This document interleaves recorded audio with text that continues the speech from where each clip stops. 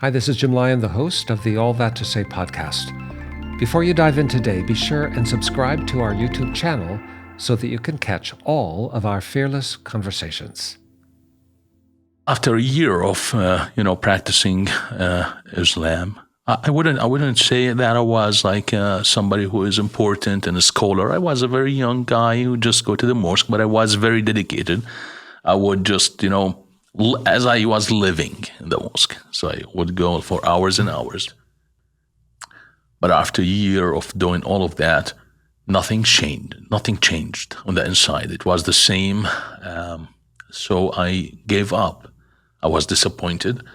I felt like there's nothing. There's no way to fix this. So I gave up. I returned to my old lifestyle. Just got rid of the dress and all of that stuff over my head and the scarf, and just returned to my regular life. Of course, the imams, the sheikhs from the mosque would come to visit me and try to convince me, and they would say that Satan is taking you away from Allah and all of that. And I was not convinced, thank God. Then something happened. I believe that I was opening a shop, like a DVD shop, over the summer. I wanted to do something, and my friend had this cyber cafe, and he said, "Why don't you just take this corner and you just install some shelves and sell DVD?" It was the time of DVD and Blu-ray. Yes. And so there was a carpenter, and I called him, and he said he came to install the shelves. And it took him some time because it was a lot of work, and he had to work over during the night. And we were, carrying a conversation. And he converted to Christianity before that. His brother converted to Christianity, but he did not share that with anybody. His family knew, and there was huge problems for him. They took his wife, his children, and he was in jail. I didn't know any of that.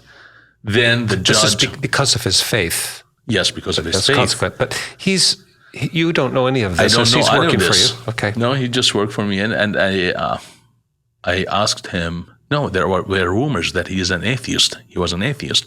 So I asked him, "Are you an atheist or something?" He said, No. I just, follow a different version of Islam and stuff like that. And I was like, all right, what is that version? Why don't you share with me?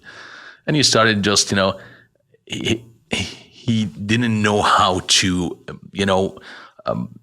lie to me.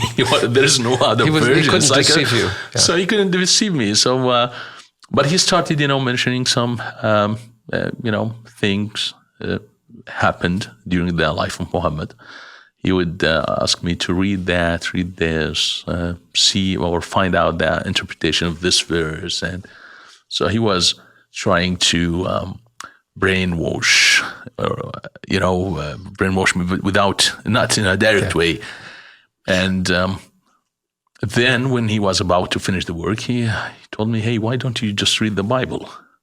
And I was like, come on, man, Bible. You'd heard of the Bible, you knew what it was. Of course. But had not read one or seen one? No, I have. My father, when I was 12, probably, he got the Bible.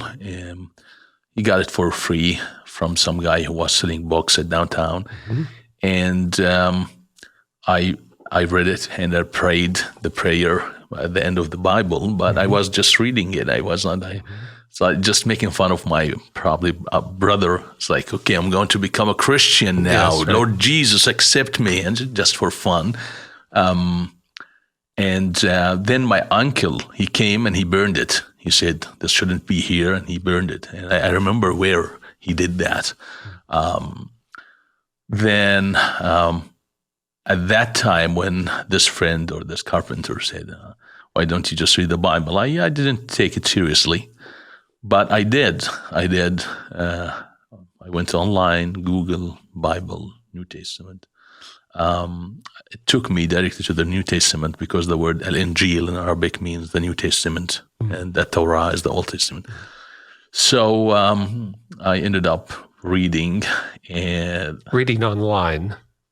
At Matthew chapter 5, that was. That's where you landed in That's your where I Google landed. search. Yeah.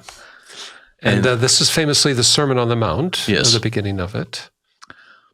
And, I have grew up in my theology gym, so now I believe that. I believe that I was among those who belong to the Father, and He gave us to Jesus. This is how I see it. There's no way that I was only touched or changed by just reading. It was something amazing happening inside my heart. The Lord was preparing you for this. Even when I was a dedicated Muslim, I was, as if He had created this gap in my heart, and I was trying to fill it, as St. Augustine said.